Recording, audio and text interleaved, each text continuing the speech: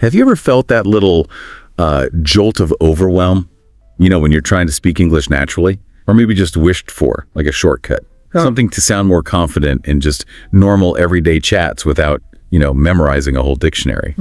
Yeah. Well, you are definitely in the right place today. We're doing a deep dive into what really feels like the bedrock of natural English conversation, and we're focusing completely on the insights from mastering everyday English phrases.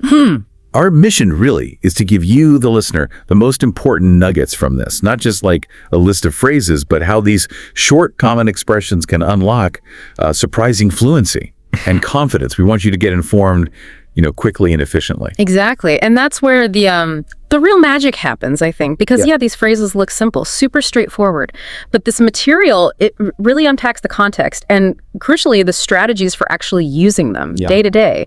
That's where you get those aha moments. We're going to connect the dots on why these little pieces matter so much for mastering conversation overall. Okay, let's really unpack this then, because the source makes this great point. Fluency isn't really about, long, complicated sentences or this massive vocabulary. It's built like brick by brick on these small, everyday bits of language, the stuff you hear all the time and you use without even thinking, right? The things that make conversations flow. Right. And what's fascinating is just how foundational these phrases are. Things like, sounds good, or no problem, I'm not sure, let me check. Yeah. They're everywhere, aren't they? They work in almost any situation, and they just make interactions easier, smoother.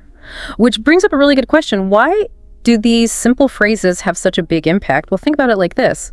A conversation, it's like a machine, yeah? Without these little phrases, it's kind of like the gears are grinding. You get those awkward pauses while you're searching for the perfect word. Sounds good is like the oil. It just lets the whole thing purr along effortlessly.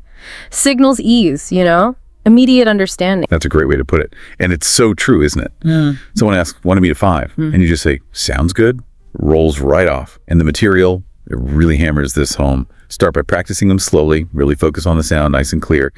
Then you gradually speed up to a natural rhythm. Calm, clear tone.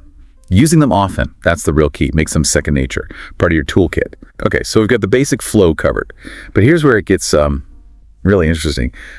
Politeness. How do we make polite requests, give helpful replies, without sounding, stiff?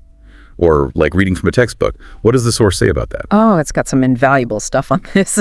For polite requests, things like, could you help me with this? Or would you mind waiting a minute? Even just, can I ask you something? These are gold. And just as important, the reply, sure, I'd be happy to, or not at all, go ahead. So these phrases, they just instantly signal respect, friendliness, which is, crucial anywhere, right? School, work, just chatting. They really grease the social wheels, make things smooth, respectful. And beyond those direct requests, there are those like general helpful replies too, the ones that keep the conversation moving. Things like, I think so, that's a good idea, maybe later, or I don't think so. Even just, that's interesting. The advice is to play around with them, right? Try different tones, different speeds, make them your own. But what about when you just didn't catch something? We've all been there. How do you gracefully ask for a repeat? Yes. Checking understanding. Vital for learners. Absolutely vital. Phrases like, what do you mean? Or could you say that again?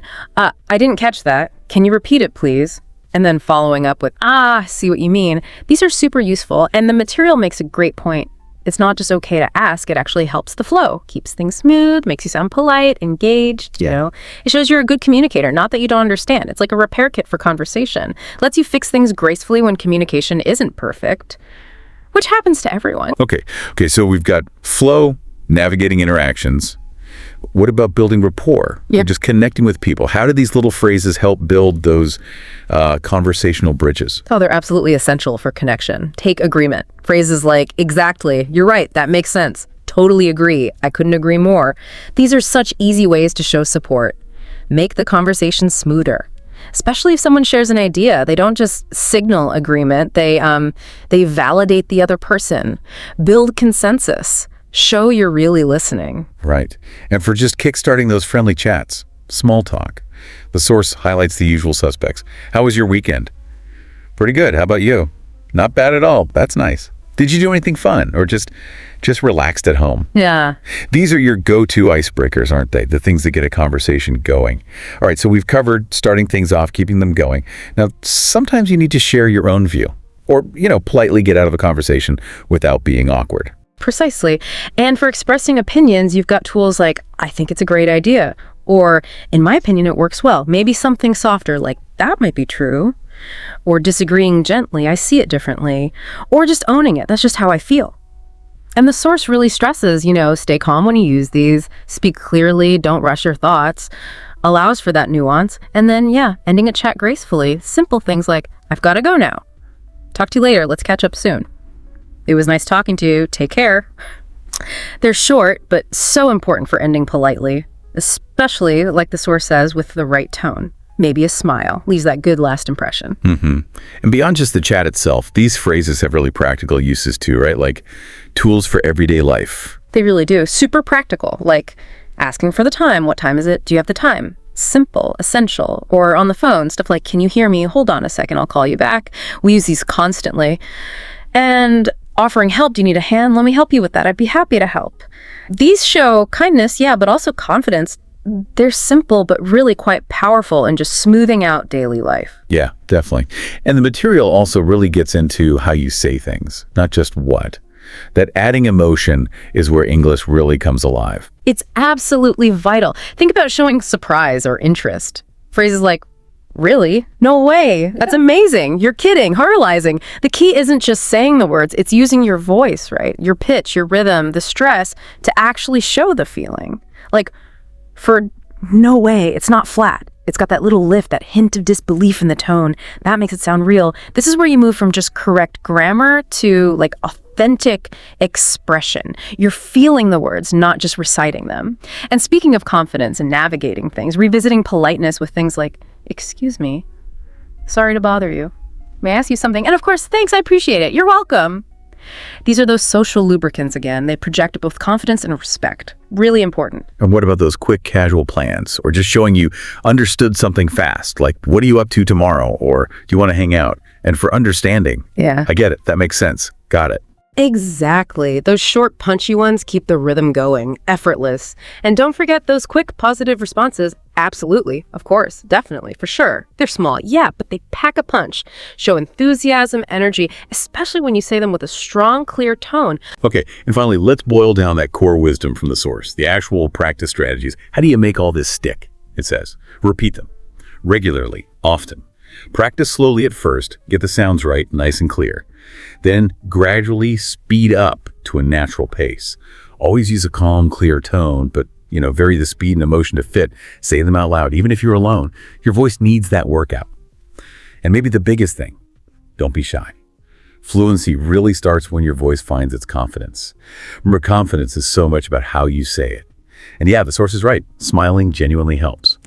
So there you have it. We've taken a deep dive into these essential common phrases from mastering everyday English phrases. And hopefully you've got some practical wisdom for weaving them into your daily life. This really should lay a strong foundation, we think, for more confident, natural English speaking. These short phrases, as we've seen, they carry a lot of weight, a lot of fluency power. So our call to action for you is pretty straightforward. Keep using them every day.